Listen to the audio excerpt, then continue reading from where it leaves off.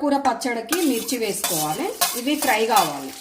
మిర్చి తీసేసిన అదే నూనెలో తోటకూర వేసుకోవాలి. ఇప్పుడు ఇది మగ్గాలి మంచిగా.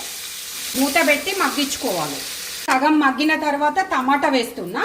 ఇప్పుడు ఇవి కూడా మగ్గాలి మంచిగా. మూత పెట్టి మగ్గించుకోవాలి. ఇప్పుడు ఇది తోటకూర టమాటా మగ్గిపోయింది. ఇప్పుడు ఈ 3 చల్లారిన తర్వాత మిక్సీ పట్టుకోవాలి.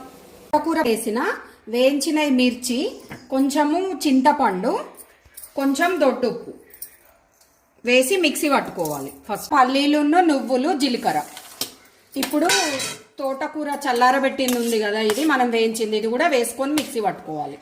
అన్నపు కొరకు ఆయిల్ పెట్టి ఆవాలు జీలకర్ర వేసిన, మినపప్పు, శనగపప్పు, కరివేపాకు, ఎండుమిర్చి ఇవి కొంచెం ఫ్రై కావాలి. ఇప్పుడు ఇది రెడీ అయిపోయింది. మనం ఈ పోపు ఇందులో వేసుకోవాలి. తోటకూర టమాటా పచ్చడి రెడీ అయిపోయింది మనకు.